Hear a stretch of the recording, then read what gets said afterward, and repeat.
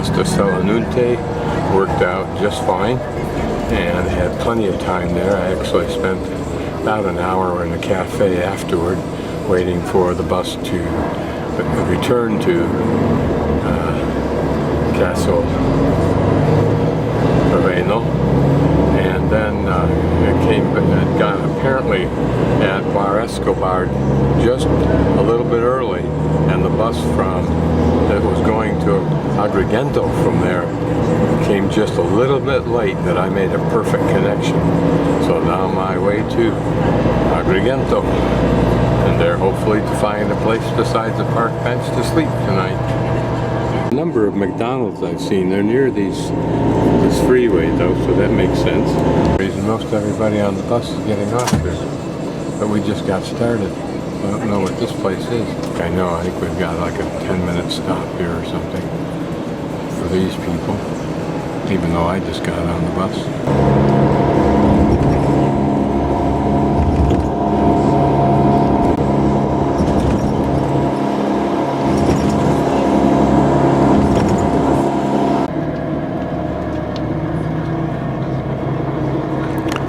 Pretty entry piece for this town. Almost looks like South America, Aztec, something like interesting.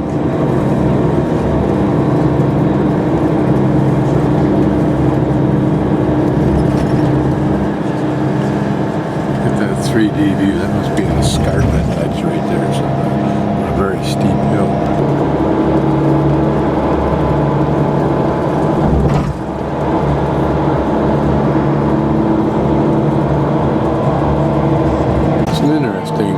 Farming landscape with what looks like wheat fields or something, and then olive fields. But notice how they're little chunks, again like some of these countries, perhaps where they've chopped it up so much in the terms of ownership. People have contiguous large plots.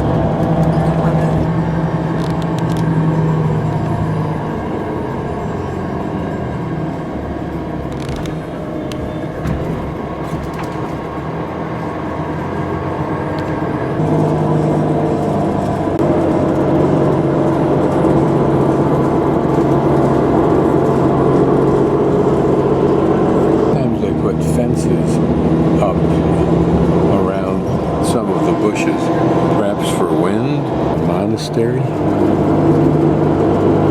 Walls up there like it was a fortress.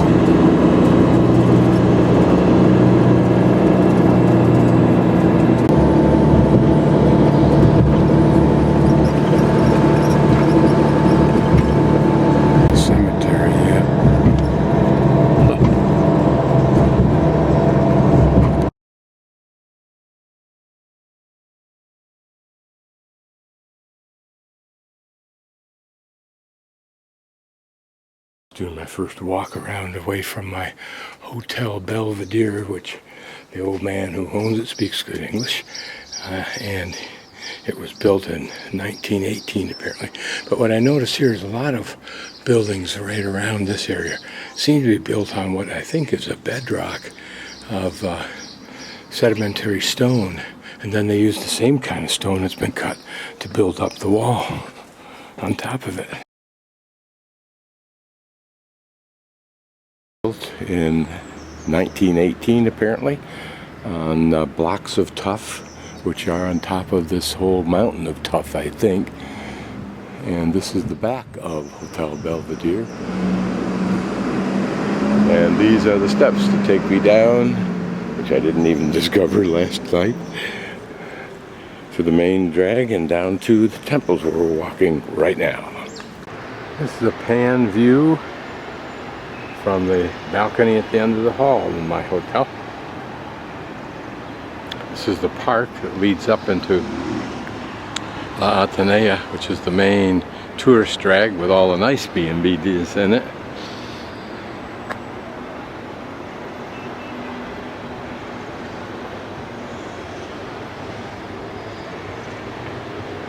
These folks that have this building or apartment don't use this upstairs area, but you can imagine that it might be quite nice. The hardware for these old windows is nifty. If you look up there, there's a hook on the end of this rod. You see me move it right now, and there's a button that it wraps around. So you turn this and you wrap it, then you lift this up, pull this door all the way in, and then you can fasten this handle down onto there to lock these two doors together. And then the same thing occurs with the glass portion. Like that. Turn this, and then lift up and lock it in place. I don't know why we don't use something like that today. For time, he's done a number of things.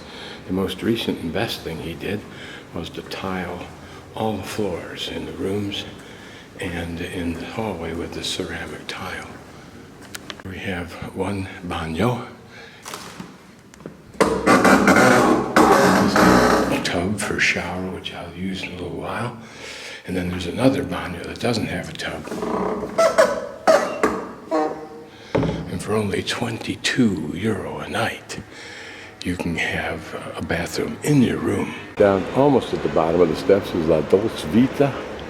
And it reminds me of one reason why I tend to like even this little hotel better than I do these B&Bs. And Bs have a limited check-in period, so usually from noon until 4 or something like that, you can't even get in.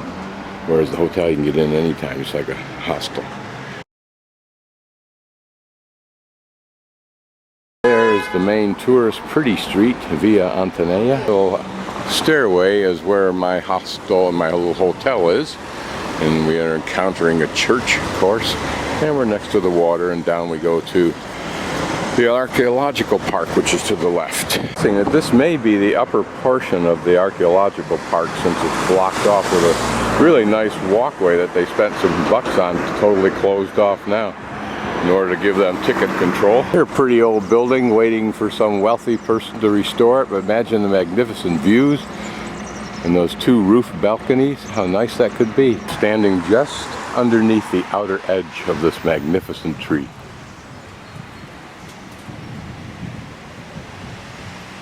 My first inclination is to build a tree house in it, and I think it would be wonderful if you could do it without damaging the tree, without affecting the tree.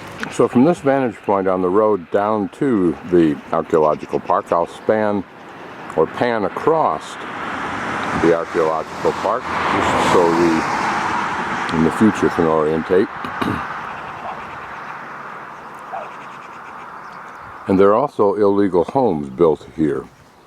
How that's possible other than the normal corruption of these countries, I don't know.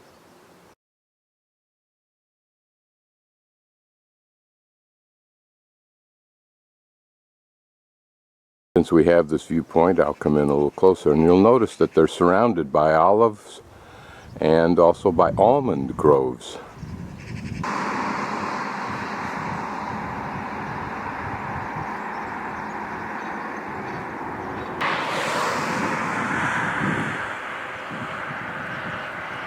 Somewhere in this is a museum that we'll go visit. I think it's probably the first thing we can visit. That may be it right there.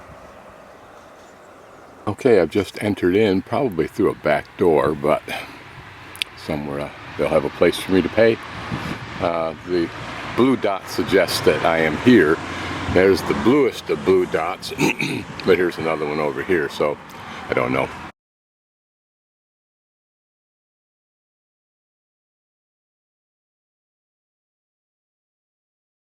That's these temples in here, Concordia, Hercules, Chthonic, or whatever.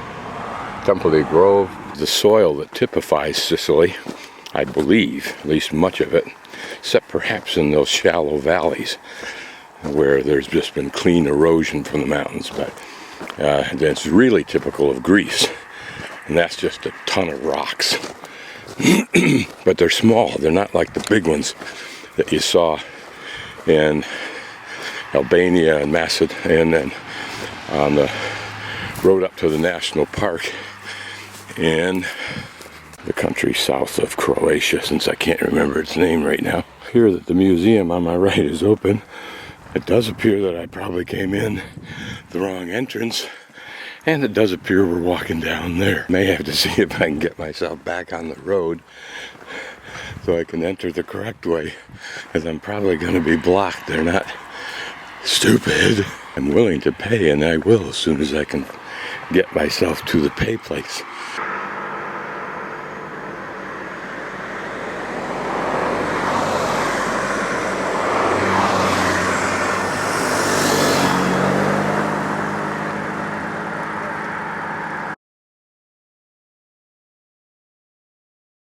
We are behind the temple from where the tourist horde is.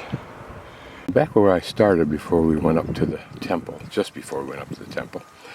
And apparently this was the port number 3.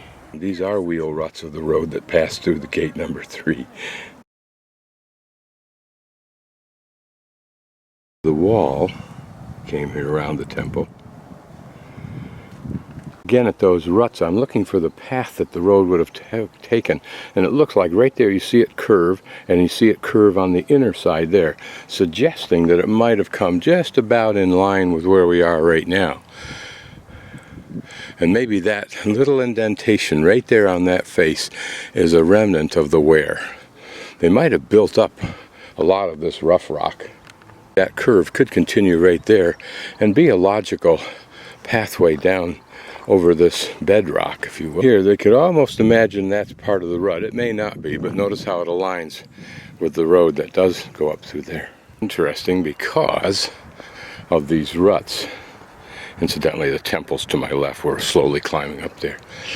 Now, were they waterway ruts, or were they worn by vehicles of some sort?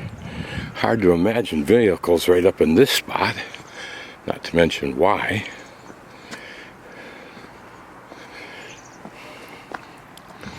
But it may have been part of an irrigation system. All around me, of course, are cavities. Would this have been a cistern, a house probably here, or some structures all around me before I get up to the temple? It was all developed at one point in time.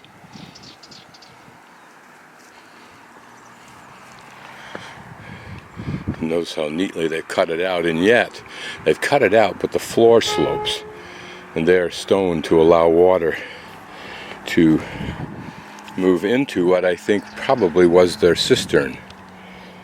And here was this storage. Archaeologists might know. A pit in the middle of what I'm calling a cistern, and also a shelf down here. So what's up with this? Is it like a little pool inside the house for bathing? Cute idea if so. Or is it really a temple or some kind of shrine?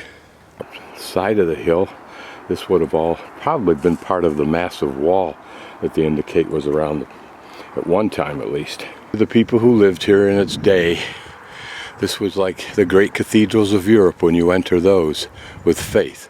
Something I've never been able to do, but there must be some sense that you are in a realm somewhat akin to the heaven you aspire to. It's interesting how the royalty of Europe often had massive homes and estates, numerous ones in the areas they controlled. And so you wonder if that analogy doesn't carry into religion, where each temple all over the world of its day was one of the places God might choose to reside. Of the fluting, so heavily eroded in this tough type stone apparently, and this base the same. Notice the difference between the erosion here and what we saw at Sulununte yesterday.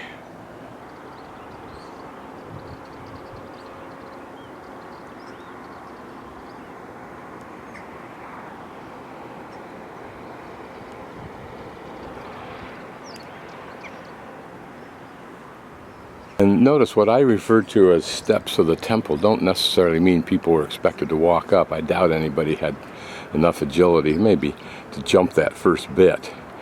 More likely there was the ramp at the front end, maybe an entrance for the priests at the back. Just an interesting view through the olive trees.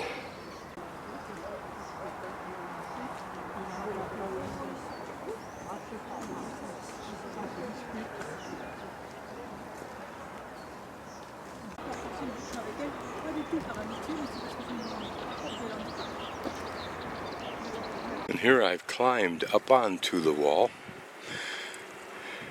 Here it's a fairly substantial structure.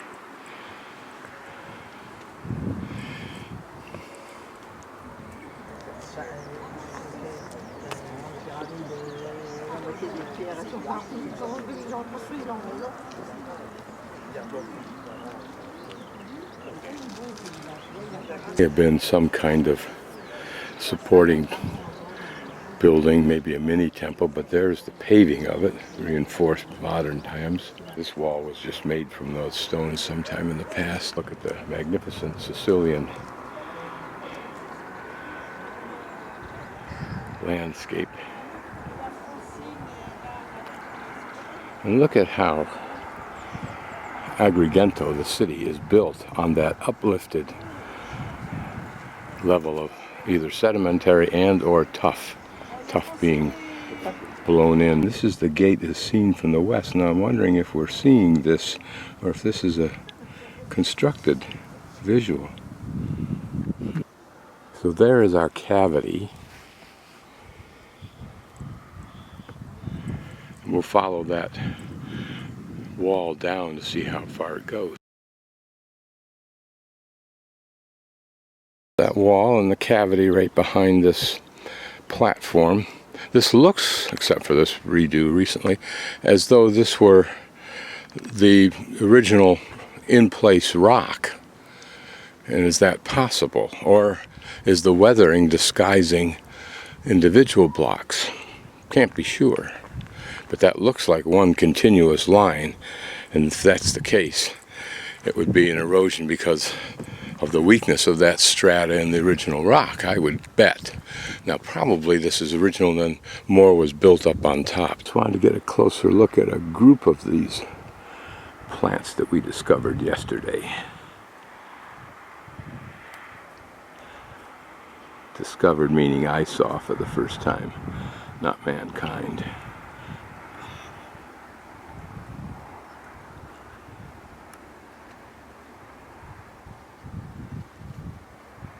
So I'm outside the wall. I thought we'd take a little bit of a look. Pretty jagged what's left of it.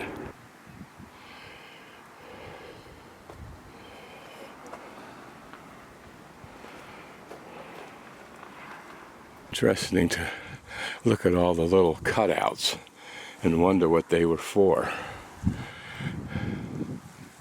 That could almost be steps, but I'm more inclined to believe it was shelves.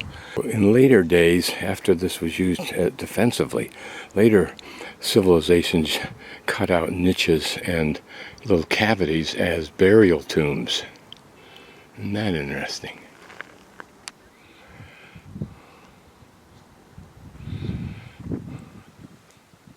I wonder if this big slab of original rock that's tipped now again didn't do so when someone built a tomb in there and the tomb collapsed because it destroyed the integrity. So does that perhaps mean that buried underneath there an original skeleton and grave goods?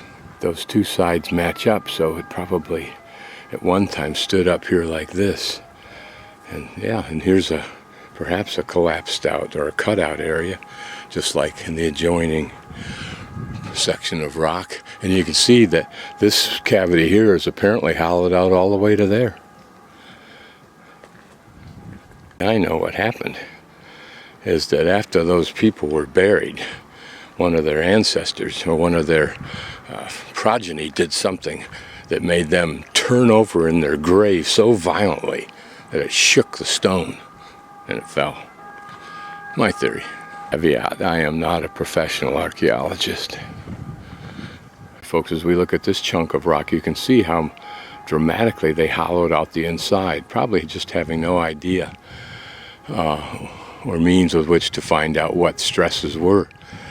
See original plaster, I believe. So it gives us a little bit of an idea of what the inside of those tombs would have looked like, finished off nicely. To know how they finished off the front. Was the person visible? Did they last for a long time because the air desiccated them? Someone have economic rights to this wall and sell or lease out the space to families, like our cemeteries would do. This tomb site, with these worked blocks below, or what looked like blocks, actually have been pedestals for monumental statuary in honor of the deceased. And why did they hollow out two entrances on this one and some others? Each one's used for entire families, stacked one on the other or beside each other. Saying may sound like it's intended to be humorous. It's not. It alludes to different cemeteries I've seen around the world. Look at the size of this one, and look at that shelf-like cutout. Did that suggest that they built levels in here? And in the back you can see some niches that emanate from the ground level up about halfway. Did those hold individuals? Here you can see a line that's been etched across there between the dark and the bright. Two things. Does that indicate something was in there to shield the front, to protect what was inside? Does the black indicate that this might have been used for habitation sometime in the last 2 centuries? 200 centuries? 20 centuries? I'll get it right. 2,000 years. These having at least 2 entrances. Are they entrances or just windows? They were windows. Notice that there's a platform in the back of each of these, if not 2 platforms. That the area I'm walking in, all of this to the right was cut away from here, from this natural wall. Was this entire cavity cut out as perhaps a tower, fortress tower, of which there were 9 along this 12-kilometer wall? An example of how such a hypogeum would look like. In other words, paintings on it. Not here, I don't believe. This is from somewhere else. Presentation of how that wall and the temple orientate. Appropriate that this wall should be decorated with flowers. Complete warren of cutouts, all supported now so they won't tumble. Notice how this wall that's been cut out arches like that. Did they actually create an arch, do you think? Up on top, those 2 there, would they have held beams, and a third one over there coming towards me that could have been used to help support such a cover? Was it like a small church with its own little column right there? And here I've climbed up onto the wall. Here it's a fairly substantial structure.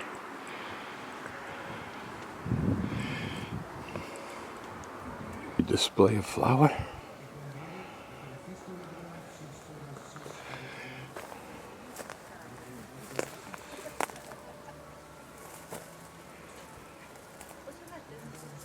At some time in the past, there was a ramp cut out. You can see how it's cut out right down along through here. It might have even been a roadway. This is the temple that was to the far right as we viewed it on the walk down here from Agrigento. Temple we're about to visit, the Temple of Concordia, owes its name to a Latin inscription found somewhere about. It's calcinite blocks, Doric style, 440 to 430 BC. Here's what it looked like.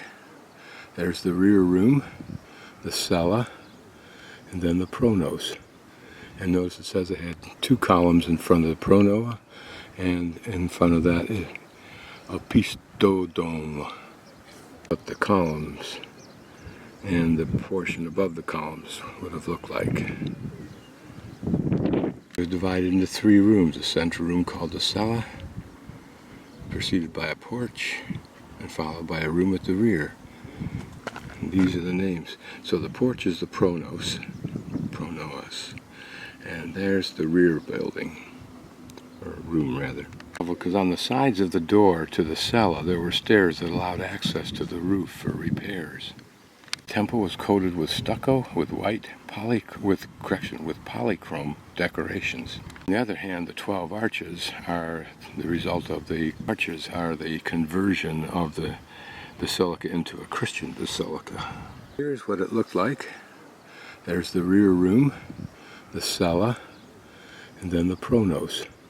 And notice it says it had 2 columns in front of the pronoa, and in front of that is a pistodome. What the columns and the portion above the columns would have looked like.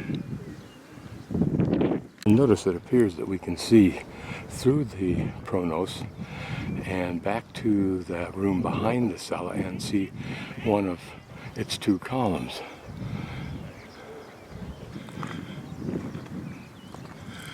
This seems to be in surprisingly good condition with the complete walls there. This is one of the best conditioned temples I've seen here or in Greece.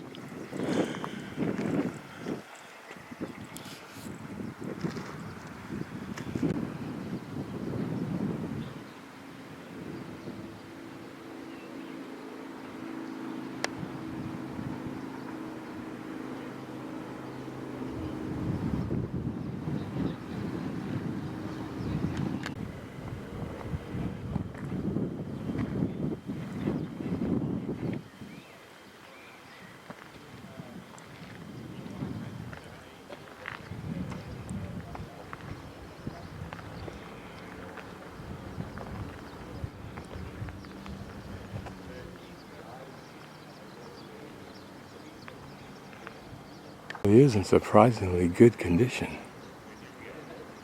And it doesn't look like there's been too much. There's been a little bit of restoration. You can see the cement that's smooth as can be.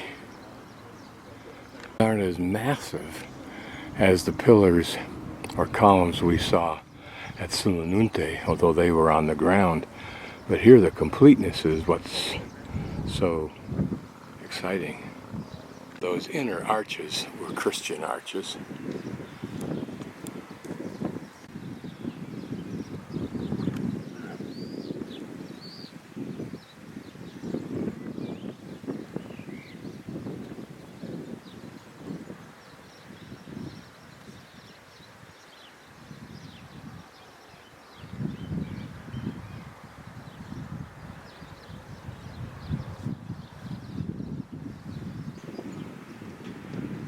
We're at the rear of this temple. Those columns have been restored quite a little bit. Sure seems to say that these rectangular cutouts were for individual tombs, and we can see that some are deeper than others.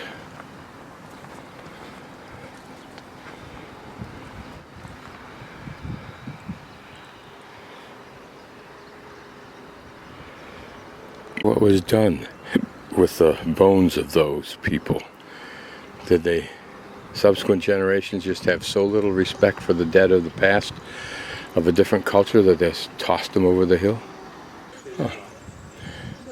Subterranean room cut out. Could it have been a tomb? Notice those holes over there for providing support for large beams for the ceiling. A chunk of this wall is just literally broken off, perhaps on its own, although it did hold parts of some kind of structure as we see right here.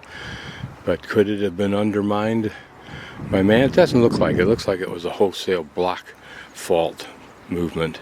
Looks like it's been used as a dam. In other words, to create a little reservoir here, or cistern. Behind the locked gate and the arched doorway appears to be a pretty little park, but notice there more deeply carved tombs. What a pleasant respite refuge this was, at least as long as it lasted. A complete array of even deeper tombs. With various curious cutouts like down there. What's the purpose of the connection between those two? Was there a purpose? Was this an intentional walkway between these graves like we saw in the old cemetery in Athens? I wonder if this is one of the illegally built homes, rather large home, suggesting power, suggesting corruption.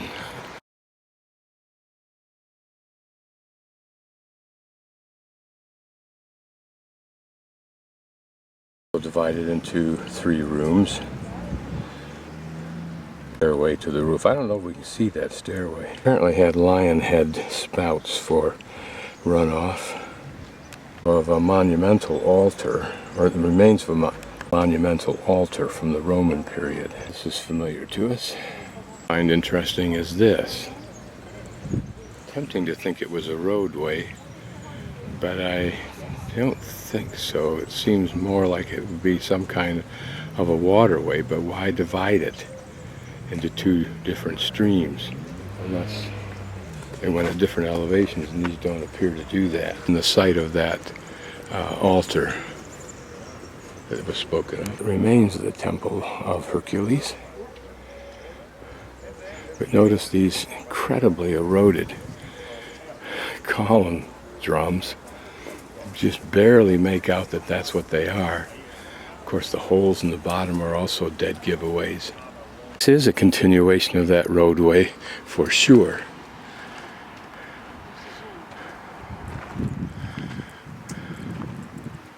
Reminds me of sites on the Oregon Trail.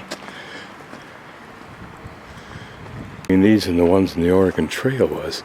In the Oregon Trail, there was a shallow ditch that ran down the center, because when people took their wagons across the trail, they didn't ride in the wagons, contrary to the movies. They carried their stuff in the wagons. They walked, and were directly behind the wagon in the dust.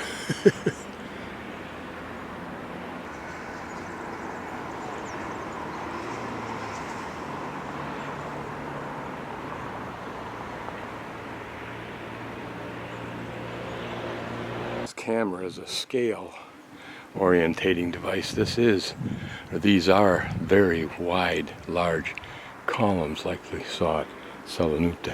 Saying that what we're looking at here is real because it's down and it's somewhat perhaps shielded from direct assault by the elements. But notice the plaster, if that's truly real. It would have made for either a good remodel in its old day or maybe a great way to finish it, particularly if they ended up painting this. You wonder if scientists can go in, extract a little piece of it, and chemically find the color.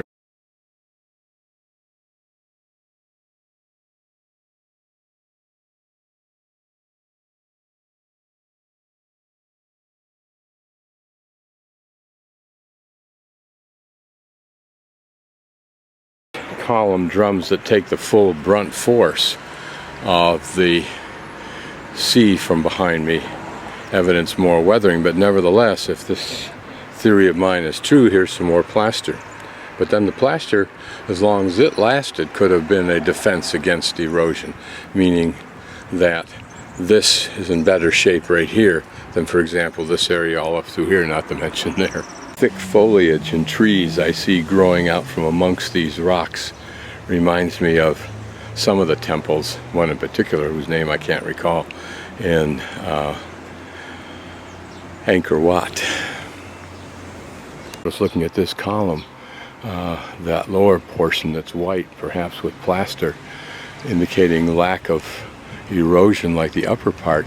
It is on a side, somewhat protected by the rocks and in the direction it's facing from the sea. Near a well or a cistern, we're encountering still another subterranean, hollowed out, carved out structure with looks like plaster on its sides and with some kind of what looks like a seat or a ledge down below. Access to it. It looks like a runoff spout, unless, no it's not. It hooks around to the right. So it picked up water and brought it in here from somewhere to the right.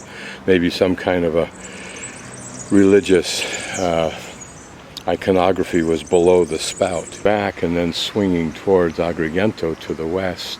Well, it's to the north, but I'm swinging towards the west. We pick up that area over there, which may be all of those residential areas showed on the original interpretive sign I looked at. And here another temple, and I'm sure we'll find an interpretive site for it. But look at the detail that remains in that column base.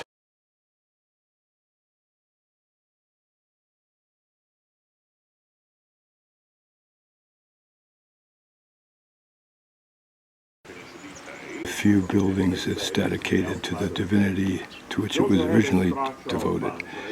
Western Greek world, 2nd century BC. Sometime earlier than 480 BC. The Telamon that we have to see if we can find somewhere.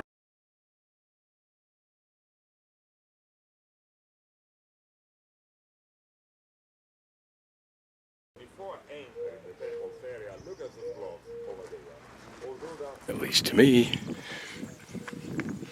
And it's interesting because if we're inside it, which doesn't make a lot of sense, what is this structure here?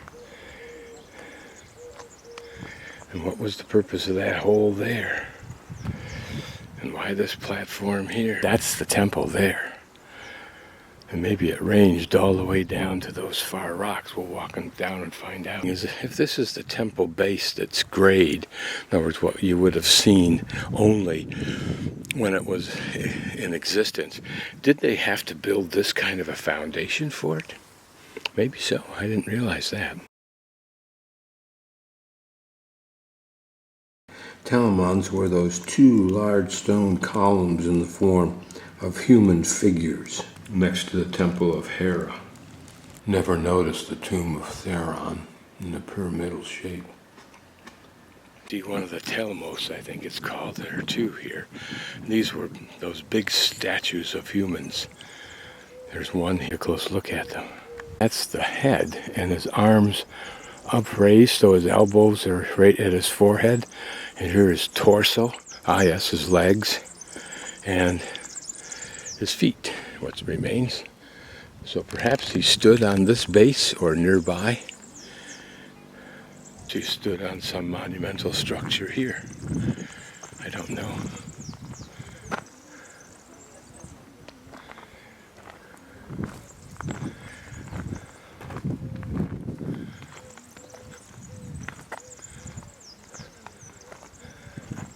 Make out anything here except that I assume the temple had to be to this side of that hillock there. There's a far wall down there where that interpretive sign was. And it looks like we've got walls here, but this could be another temple still.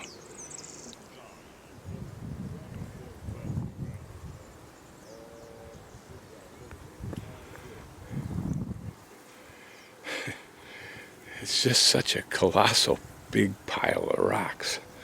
I think we've got a couple of temples in here. There's that big one right over there, and then the one we panned behind me right now. $10 per head for the at least 1,000 people that run through here a day. You would think there would be some evidence of maintenance, of improvement of the facility, but instead they take down sign descriptions for the various temples to do something with them, instead of replacing them with something temporary so that people know what's going on. Also, you can see that this is part of a base, although I can't quite see how that squarish element fits in, since this looks like the upper part of the cone and not the lower part of a typical base. But here we see the same thing here. Unless it was at the front or someplace where it tied into a wall. And that's, I assume, what it did. The archaeologists can define what that horseshoe gouge is for on that rock. It's almost completely hidden by his brownish color. Pretty splay of color amidst these rocks.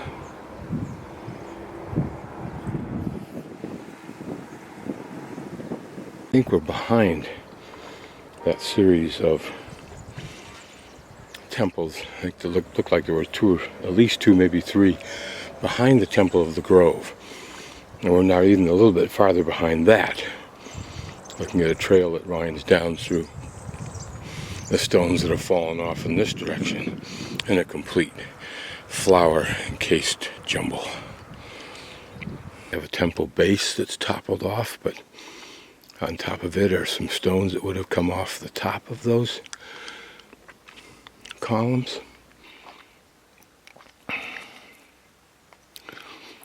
It's the first time I've seen that kind of detail, and it's in such profusion.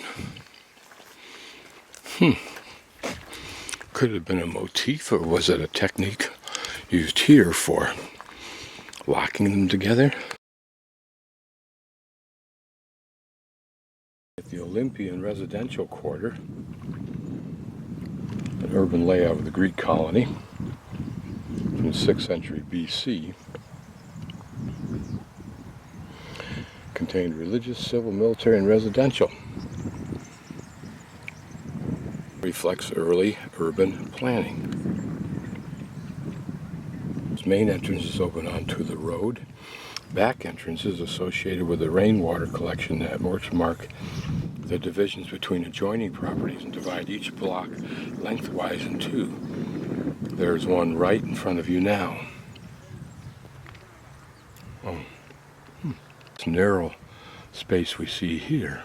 Houses had L-shaped courtyards, which is interesting, generally opening southwards, so they'd receive plenty of sunlight, equipped with a well or a watering cistern, and giving access to interior rooms anywhere from 3 to 6 per unit. Walls were fairly large, well-worked stone blocks, while the inner walls were just put together with rubble, neatly, I'm sure.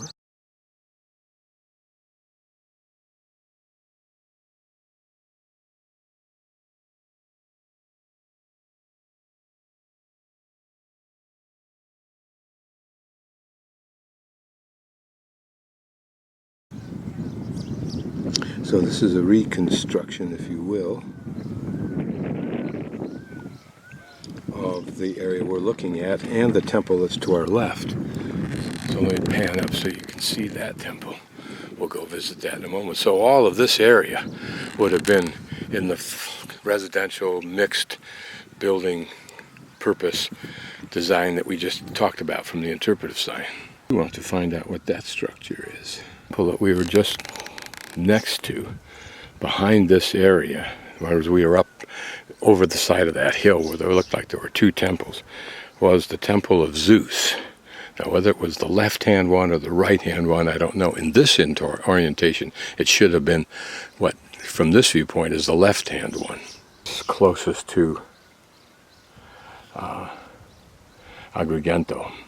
This might have been an earlier archaeologist's drawing of what they found, including this upper torso and head, or the head and arm, if you will, of one of those man statues. This may represent one dwelling here, this being the entranceway off the street that I'm standing in. Notice the substantial wall, at least the foundation to the right, and here one to the left. And then these inner walls should be reflecting rooms. Of course, these may be just the bare foundations, and the grade of the actual room was higher than this. And there would have been a cistern or a well in each dwelling unit, like a substantial cistern or well. Did each unit have such a facility? Apparently. It's evident that might have been the case. There's something there covered. Here's one protected. There's another one protected. And the L-shaped courtyard right here that contains the cistern. Notice down here, taking a corner right there, going in that way, and then the house over here. Or maybe the house continues back in that direction, because here's something like a cistern here, as well as a well. Remember, much of everything that was here was cannibalized for buildings all over. That dividing line for water between buildings that way and houses that way. So it would run right down here, dividing this block in half until you hit the street that runs perpendicular to this line that I'm standing in here. Although this looks like another house. Great profusion of wells and cisterns, as you can see here. Almost 4 wells, it looks like, right in a small space, and then here a fairly substantial cistern. Guy unabashed by my presence. Of course, I'm not the first tourist he's seen. Some just have to work harder than others. It's that simple. Does he get a better reward? Doubtful. Or should I say they? I think on occasion they're working against each other. I think that the temple could have come back almost this far, right to the edge of this embankment, if you will. That would not be an outrageous distance, and an impressive position for it to take in this topography. What will the scene look like in another 2,000 years? Will these people, we humans, have had the money, the inclination, the skills to resurrect these temples using these parts? Will we, with 3D printing, be able to resurrect each part as it originally was designed and cut? To search through archives to see pictures like this, because everything will look original? And how much will be lost? Will they be smart enough to preserve some of what we see today so that they'll know what we saw versus what they presume? This looks like a sliver of a drum, as does this one here. But could it simply have cracked that precisely? Maybe so, if that's the way the rock is. Stratified, I mean. Perhaps the foundations for that room at the back of the temple, or the walls of the cella. That may be what this outline is right along through here. I bet is they had to fill in all of that, or raise all of this area between me and those columns about 8 inches to 10 inches higher than where I'm standing now in order to get grade. This might have been the river gorge that was the combination of a couple of rivers as they approached the sea that I was reading about. Now this may be that circular structure that we saw, that one right there. And notice that it looks like that was a curvature around there too, perhaps. But columns around the out perimeter. Or maybe a small temple over on that side. Here's certainly a base for something. With this, to hold some kind of monument, statue. Really designed to focus into the center. Was that a primary cistern or well? Here, a column base in place. So one there, one there, one there. Was all of this area covered? Another such pedestal. And this, some kind of room with a couple of columns. But does that ring one for a well? I think so. This looks also that way. Not just for a pedestal, unless the pedestal sat down in there. And the column sat down in there. This looks like a cutout for a well. Here another circular structure.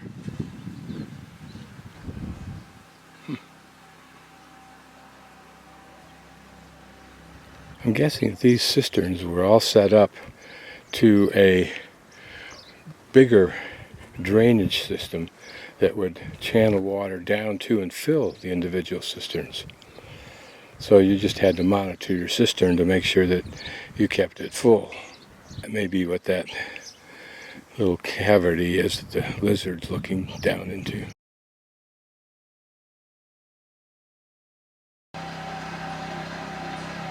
How do I get down there? This was described as a kind of artificial fish pond, Greek for swimming pool. It may have been an extensive natural depression, so all this may have been filled in with water at one time, built by the slaves from the conquering of Carthage, or the Carthaginians. And it also would have been a place for the runoff from the various cisterns and wells that drained. It was reused again in the 1st century AD, and now is an extensive garden.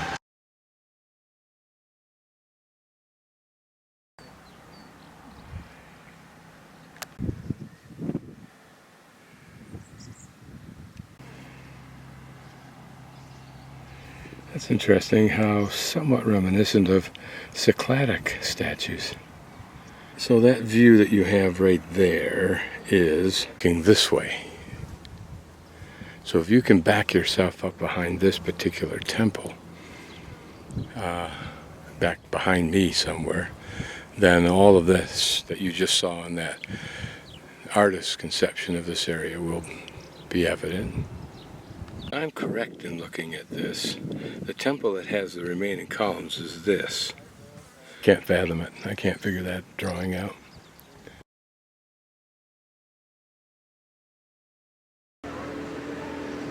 This is the, however you pronounce it, which was the building in which the meetings of the Ecclesia, People's Assembly, was housed. Close to the sacred complex of the, whatever that is, deities. Also known as the earth deities. Okay, that's crass arrogance. The bureaucracy here has taken away the interpretive sign. The internet and find out what this round area was for. It's on my diagram. I just don't know what it was for. Greeks, I believe, called it a Thorlos, was the meeting place of their 50-member council in Athens, in the ancient Agora. Whether this is something like that or whether this is a temple. Construction is the end of the 4th and then the 3rd century BC. In Roman times it was called the Comitium.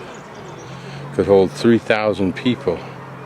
Square was erected on this in later times, and then in later times a temple was. Apparently they removed all that to get back to this. So you can imagine their senator types sitting on those stone benches. What's interesting is the steps downward. Roman mosaic. We'll go down closer to look at the elements.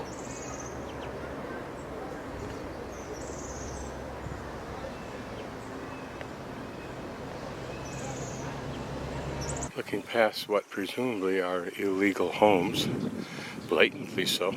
There in the middle of your screen you should see that last temple we were at that had the 4 columns in the residential area to its left.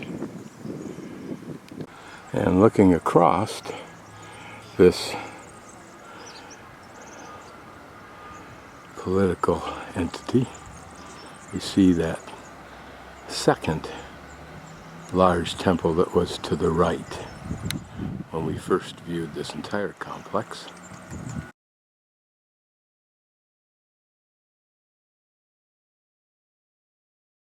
They're one of the majestic old homes that we've seen so often in Italy. We'll go inside. Those here, the stonework we've seen before, but this metalwork we haven't seen before. I don't know what this word means, salve. I don't know if it's old and original or not. I think it may be. Here's a pretty interesting doorway. This is not as majestic as one of the houses I saw in Palermo. You wonder if that metal grill work was original. Still Muslim women here. This building protected but not restored, probably gutted in the center. And we'll look at this church. Interesting is that statue of Jesus and Mary. You wonder if that was originally painted in that fashion. Interesting bell tower. Notice the protection against the pigeons. This is the remnant of a pretty little square in this old church. Not much left though. One block down from the main drag, which goes uphill, whereas this goes downhill. So I'll go down and then hang a right after I've wandered far enough and tie into that main drag and then come back along it, just so you're orientated. Here, this old building just down the street from the church, we can see is completely gutted out. Some of its roof removed. Pretty little view down this square, as long as I don't raise the camera to show you the high rise to the left. I love these little vignettes because they hint of the past, some past. And a pan that mixes the past with the present. Imagine the lifestyles of that little balcony up there over the last century or two. And this old building, chunks of it look like they're right out of Les Miserables. And then that building up there, what once a wealthy home. That street I walked down is a mix of expensive homes, probably on the inside, as well as hovels where I saw one of the black men from Africa go in a door. Look at that pretty little balcony up there.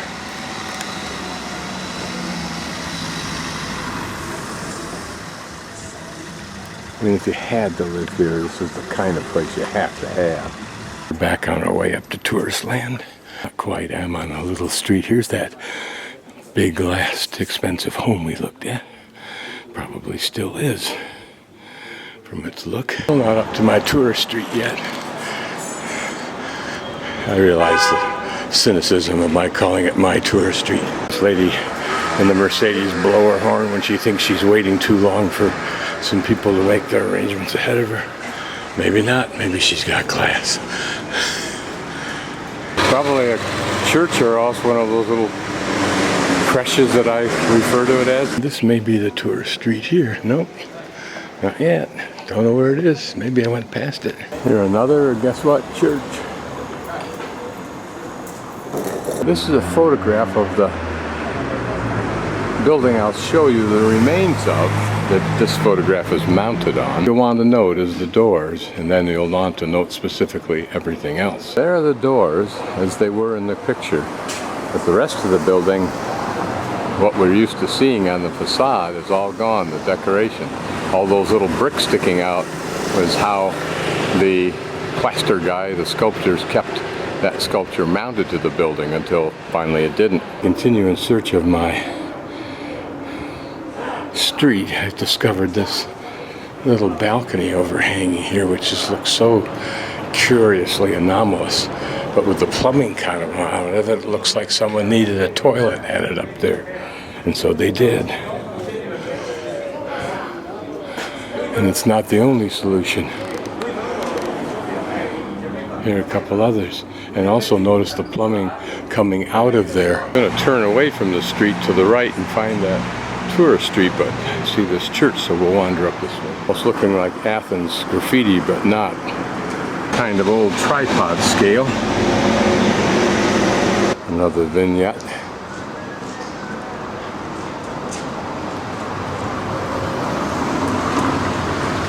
With my camera, I can catch both sides of the street of this narrow little intersection with the church. I'm guessing these are kind of Gothic or quasi-Gothic, although those were more like Norman arches at the top of these doorways and windows, but certainly with more embellishment than the Normans would give them. I was about to turn right at this intersection just before this building and realized it was a church. Thought I should get the outside, was going to go back until I looked down the street. Saw we have to keep going. Oh, this is Colegio Filippini. It looks like, if I were to translate it, Philippine College. I doubt that's what it is, but so I really am going to go down and hit that intersection down there and start working my way around a 90-degree arc and pull myself back to where I started. Alongside of this church and start my arc. The wonderful smell of baked goods as I came down, started up this alley. So who knows what we might encounter here. Could the church be holding a bake sale? Looks like we're going to get some altitude. Having gained back some of my altitude, I hope. Most of it. Here's a view of the back of the church. Pretty tower, actually.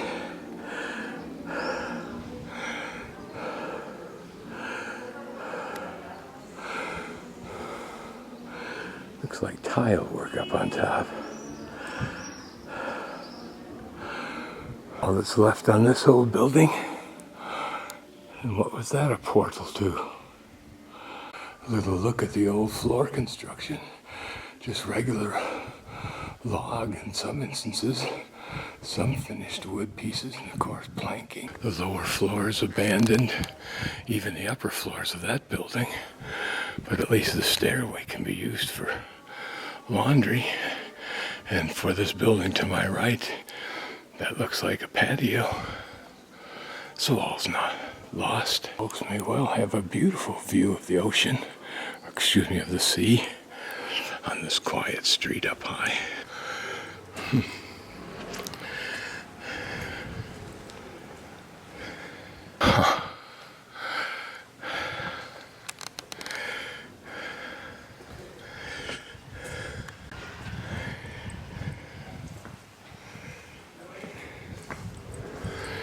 And the people that were born and raised in these places that used to travel up and down this stairway, now just filled with rubble. And what lives did these doorways hide from us now? We'll attempt to prevent this building from caving in on this area. Well, I'm forced to lose my elevation. Dank, cool wind that blows through these locked, grated doors. Neighborhood market. And up we go again. Tribute to someone, some general, but one who had an affection for the people and or children, apparently. So a salute to him, whoever he was. Couldn't resist climbing up to this bright spot that I saw at the top of that road I was climbing up. So I think I'm somewhere near Rome. Not so. So we'll go back and try and work horizontally downward across that hillside behind us. See some trees up here, so we'll wander up. Maybe there's a little park on top.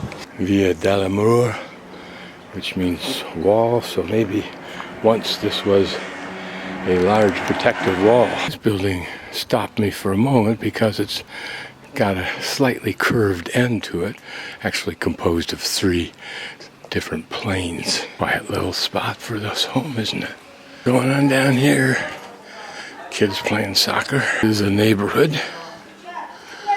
Now we'll wind our way down through the hood. Surprise, a church.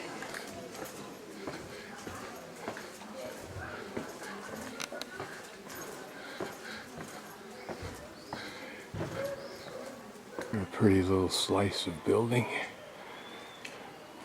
We can see it's part of a bigger building. Like it once had some red detail. It's now bleeding out. Blue, actually. I can see some blue up there too. And right across the street, this church. Why, that'd be a constant warning, wouldn't it? Place for laundry. And maybe a balcony out through there. Yeah, views of the water. Here, an old section of town.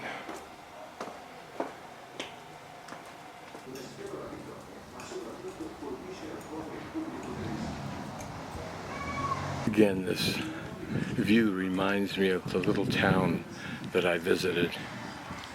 Very small hamlet, built out of stone. In other words, the house is carved out of the stone walls of this narrow canyon, where the people would yell across to each other, "Good morning."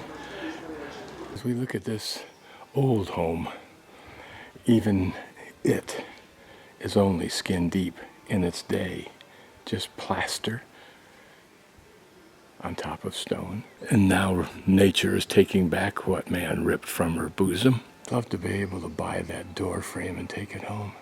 Interesting how a person can leave their home like the girl behind me and gain privacy on the phone away from her home, and yet talk loud enough that all of her neighbors knew what she was holding private from her family. At least that's the scenario I paint. I think I've rediscovered my tourist street. I finally dropped down low enough to it. Mainly I know it because of all these B&Bs that I'm surrounded by. But I kind of like the Belvedere Hotel because it avoided my carrying my bags all the way up. Irony of ironies, here's where I left my tourist street to make my wander about this whole area and up to the top. Right exactly at this spot. Have a little nap maybe and come back for dinner. This is how you make an ice cream cone.